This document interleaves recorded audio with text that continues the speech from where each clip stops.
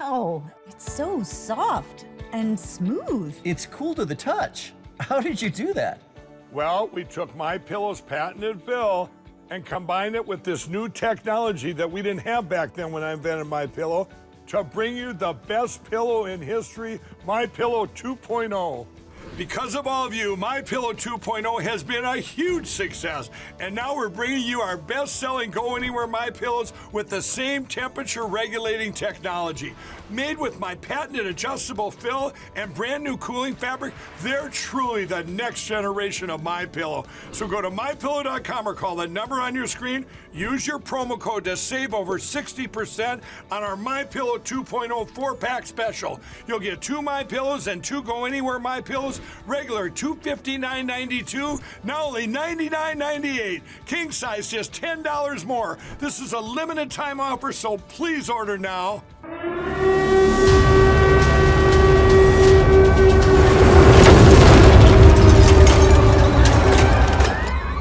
This is one of the most important broadcasts right here that you'll ever hear. All the conspiracy theories about the corporation and it being bankrupted and us restoring our republic. Conspiracy theory, no more. Let's move across the other side of the pond, should we? Because Donald Trump has hit back at prosecutors just hours before his court appearance on charges of trying to overturn the results of the 2020 election. Yes, the former president said the indictment was unprecedented and showed the corruption of the Biden presidency. Well, it's the third time in 4 months he's been charged, and as we understand it, probably not the last, as he campaigns to regain the presidency. Meanwhile, his son, his eldest, Donald Jr., spoke to Nigel Farage last night, and he questions the timing of the indictment. You know, I don't believe any of this has anything to do with January 6th. If it did, and if January 6th was everything that they said, why, Nigel, did they wait 2.5 years to charge him? I mean, the people that were there that did those, they were charged that day. Well, let's talk to Jan Halper-Hayes, who's a US political analyst, and he's here in the studio. Good to see you, as always. Good to see you. Good to see you. There's so many people putting this down as a political conspiracy theory, but actually there are real questions to be answered here. There are? Yeah, of course there are. Of course there are.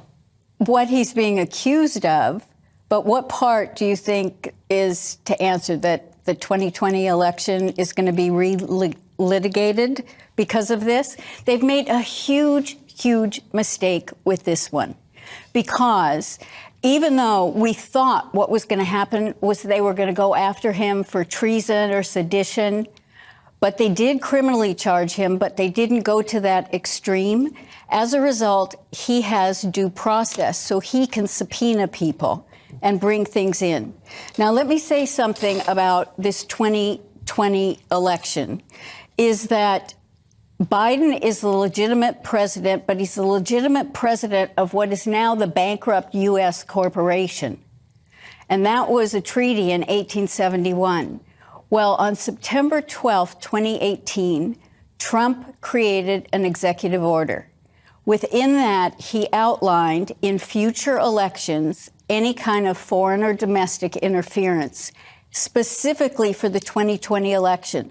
So we say, how did he know some of these things were going to happen? Election integrity on both sides of the aisle is tough.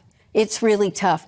But what this has done is it's opened the door for Trump to present his case. Well, that's a good thing, isn't it? Because, what we see on this side of the pond is a very difficult situation where the legal system is politicised in the United States, which is abhorrent to us over here. So the fact that Trump can subpoena, some people saying it's a mistake by Jack Smith, but actually he can subpoena, people can actually see evidence from both sides. That's a sensible move. Exactly.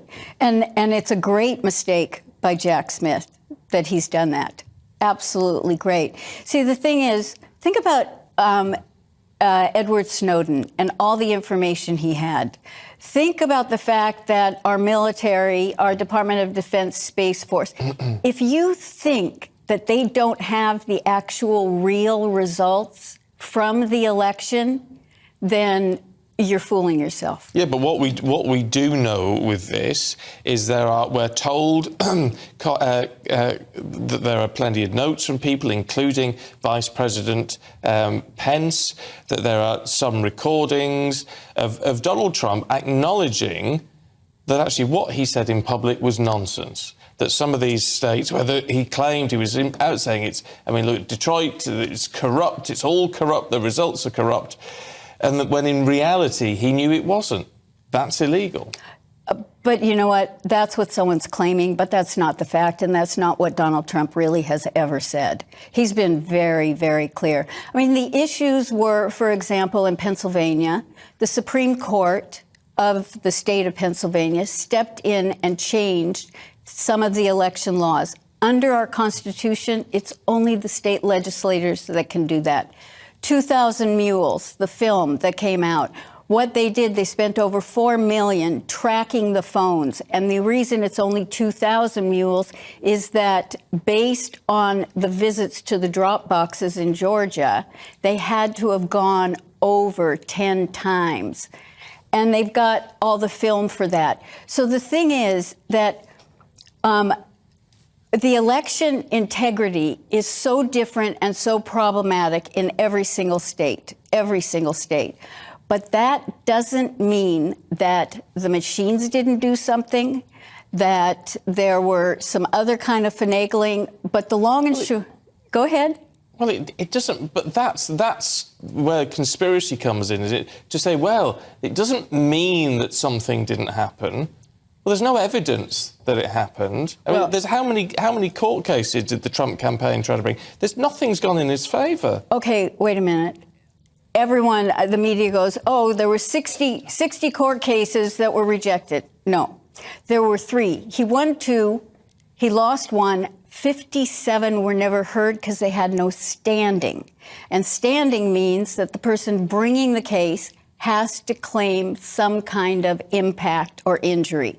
So it's really, the media did that, and they're great at doing that, but it was a fallacy in there. And the thing is that, I sit on a task force at the Department of Defense, and the thing is, they've got the goods. They've got the goods. And Trump knew that if he presented any of the goods early on, we'd have a civil war. That he really felt that the people needed to see how bad it could get. And that's the sense that we're getting from Trump's lawyer about what his defence is going to be. So this is all going to be based on free speech, the First Amendment in the US Constitution, that he had a right to say what he believed. And he believed that the election results. Did you guys hear? Trump has the goods but the point is, with Space Force. He kept it away from us. I'm disappointed in that. But even still, he's got the goods, okay? He's got the goods.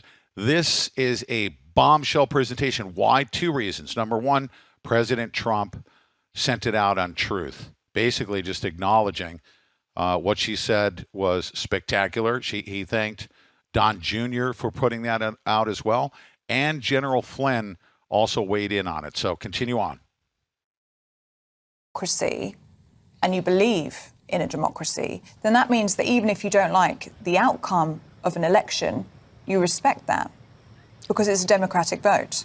Well, a democratic vote, and so therefore he should be silent about it. No, he has a right to speak, but the issue, of course, is if he then acts to subvert that election result. Oh, so that because you think he's being criticized because in Georgia he said, can you find me 12,000 votes? Or, the thing is, he didn't try to subvert anything. What he's really done is he set up the deep state to come out, and that's why we're seeing all these things.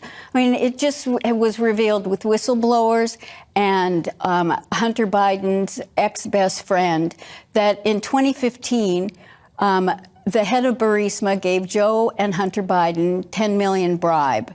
In 2018, Joe is on TV publicly saying that he threatened that unless they got the prosecutor fired, that he wasn't going to let them have their $1 billion in support.